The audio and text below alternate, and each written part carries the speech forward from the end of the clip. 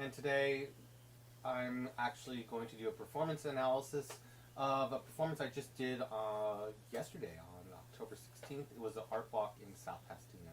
And the audience day is an interesting one. Not going to dive too much into it, but I had to adapt my performance situation to be a little bit closer to accommodate everyone. And it's a unique experience that allows me to improve and see from a different perspective what tricks really work, what doesn't, and you get to analyze it with me. So I start off with a coin routine. I opt out of the cards because card magic for this situation wouldn't be ideal, and so I go with the coin routine, and I'm starting to adapt and see how close the musicians are and how far they can see, so I can make more visual. So you see me go for a little bit closer for the audience to adapt to that situation, and you can see the vanishes and they look really clean. You can see it be a surprise, and then naturalness, and then seeing coin appears quite visual. And the reactions are good, and they build upon each one. So in this segment, you're going to see a one coin routine, I believe a multi-coin routine, and my classic cups and balls. And in here, I get to show it, display it, and then you see expand, which is so clean, so beautiful. And you get to hear it, and then because of the requirements or the situation, what is needed for the performance, sound as well as touch plays a bigger role in this, and so you get to, having those ideas there or being able to play to those makes the routine stronger. So I set that aside, and I go into a multi-coin routine, and I'm just here to as much as the cool magic, which is awesome. The effects are clean. Like they're like, okay, that's cool, and I'm trying to just work with them in the situation. But for everyone else, it's like, oh my gosh, you're doing cool magic. So then I build it up. I start off with, I now go into I call this routine 4. It's a 4 coins across routine. It's my own take on the classic ones with any factor inspiration. And what I did was I was just setting up for the routine for this case. So see that, and now we're good. It has been a little while since I've done the routine. I mentioned how I wanted the coins to go up, across the shoulder, around the crescent of love for the ladies. There was one in the background, and I was like trying to make sure I was meeting everyone's attention, showing that I'm aware and attentive to everyone's needs. So that's the first one, and then I'm playing to sound. I wish I could put music, the audio on here, but there's loud background music, and I don't want to get demonetized for that. So, or not demonetized, but rather lose, having all the credit and then the monetization of it go to someone else. So anyways, you see the coins, 2 have gone across, 2 to 2, which is visual, and you let them hear it. Awesome. And then from there, 3 to 1, and that's visual. At this point, most people give up, especially if you've seen the Magic in Malibu series. You see eventually people just give up. They're like, okay, it's going to happen no matter what. I ask him fast or slow. He says fast, I believe, or slow. Slow in that case, yeah.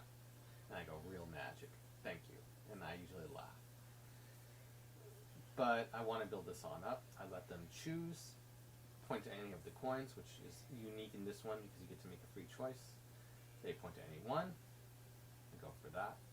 I usually make a lame pun, and then I stress the situation and ask for the lady to hold out her hand, guarding the coins, and then you can actually see the last one.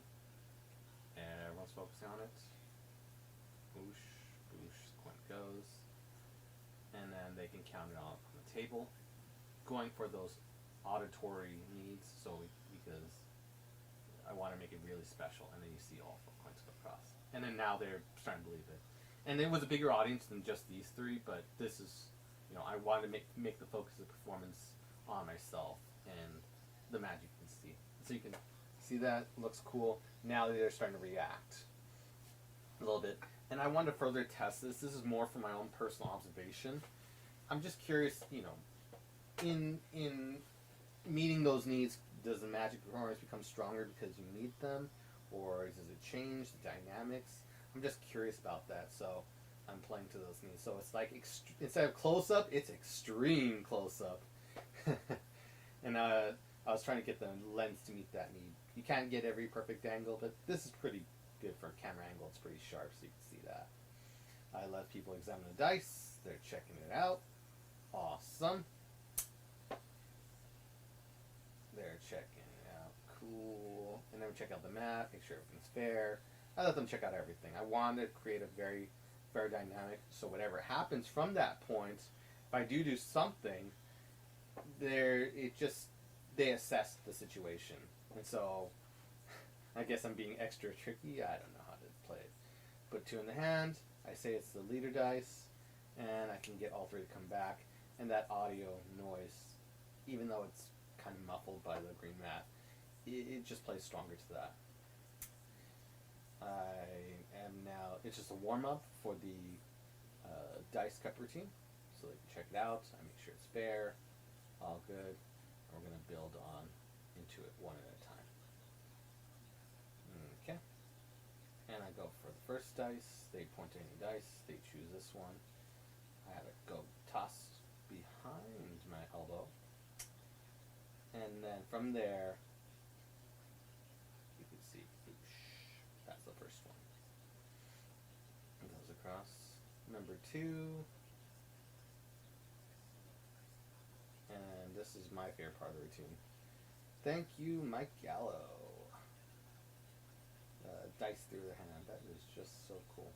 And I can push it right through, and that gets you 2. Or that's the line I like to say. So that's 2 down, 1 more to go. I asked one of the kids wanted to reward me with popcorn, so I, in exchange, wanted to not only win that popcorn, but earn it, I wanted to say to them. So it creates this wonderful dynamic. And so we use it as a way to secure the cup to make sure I don't cheat. They would know because the popcorn would fall right off. I would take dice, toss it, it goes, they check it out. That is amazing. And they're checking it out now. I'm not doing anything. Yeah, go for it, I say. Yeah, left it up. They left it up, and they see all 3. And that is wonderful. And then I say how I want to be fair and I don't want to cheat. And I do this just funny comedy bit segment. I don't even know where it came from. I'm just doing it because it just seemed wonderful. Take a dice, put it away. It's 2. What was it? 2 in the hand, 1 in the pocket. Just a wonderful, wonderful segment. And because I want to make them feel like I want to make the routine absurd and then create logicality for it, which is just cool. So then I get the dice. I explain how I cheat. I believe right here. I explain it a little bit to get them ahead, or catch them up to the routine rather. Now I say if I really take that dice, I really do put it away. How much should be in the cup? They take a guess, and then they go for it. Now this is pretty hilarious right here. I let the kids go for it, but then I don't have a high enough table to block the load, so it'll flash. You might have seen that flash for the setup. And now I'm misdirecting for the ending, but I'm kind of laughing because I was improvising and because of the necessitated requirements for this performance in particular. Boom, you get to see me improvise the final loads, which is hilarious. But because of the particular performance, I was able to get away with it hilariously. And there was decent misdirection. I don't recommend doing it that way, at least have a table high up, but what can you do? And that was a wonderful performance. Hope everyone enjoyed it. Like and subscribe.